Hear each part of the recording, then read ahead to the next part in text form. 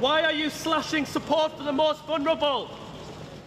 This morning, Cabinet Ministers were asked to approve the government's welfare reforms. Reforms that have left many recipients feeling anxious and many MPs deeply uncomfortable. But the government says the soaring cost of welfare must be addressed. Millions of people who could work, trapped on benefits, denied the income, hope, dignity and self-respect that we know good work brings. And taxpayers paying millions more on the costs of failure. The government says it will get rid of what it calls perverse incentives encouraging people into welfare. We will scrap the WCA in 2028. In future, extra financial support for health conditions in Universal Credit will be available solely through the PIP assessment. So extra income is based on the impact of someone's health condition or disability, not on their capacity to work.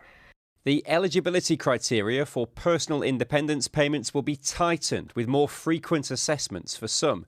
The government says it will rebalance universal credit, reducing premiums for new claimants and increasing them for those with severe conditions. More than £1 billion of savings will be spent on helping people get back to work. The Conservatives say these savings don't go far enough. The fact is, £5 billion just doesn't cut it with a bill so big going up so fast. She needed to be tougher. She should be saying no more hard-working taxpayers funding the family next door not to work. That view shared by others, but many Labour MPs were unhappy. Did they understand the pain and difficulty that this will cause millions of people, millions of our constituents, who are using food banks, who are using social supermarkets, people who are on the brink?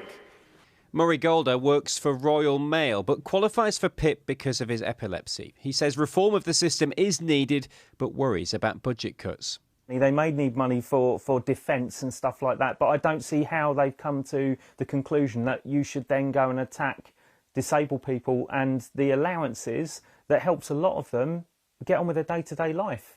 And although the government says these changes are needed, many of its own MPs worry they'll make life harder for millions of others too. Harry Horton, ITV News. Our deputy political editor, Anushka Astana, is outside the Commons chamber. Anushka, you revealed most of these plans 10 days ago. What do you make of what's actually been announced in the last hour? Well, it is largely in line with what we said was going to be in it, except for one thing, and that is that they are not going ahead with freezing the rate of personal independence payments. They will rise with inflation next year, and that actually was something they were going to do. Sources made that very clear to me, but then they saw a backlash from Labour MPs, not just on the left of the party, but across the parties. Plenty of centrist MPs said to me, we are really worried about this. So are they still worried about what Ms Kendall just put out there? The answer is many of them are. Yes, they like the arguments about work incentives. They like the fact that they're increasing the basic rate of universal credit, even if that means a reduction in the higher rate for those judged too unwell to work. But the reality is that there are 1 million people who get personal independence payments. They are not linked to work. They are there to help with the cost of your disability, who are going to lose out. And as one Labour MP just messaged me, do we really think that 1 million people who are on PIP at the moment don't deserve it? There will be a lot of heartbreaking notes in MPs' mailbags.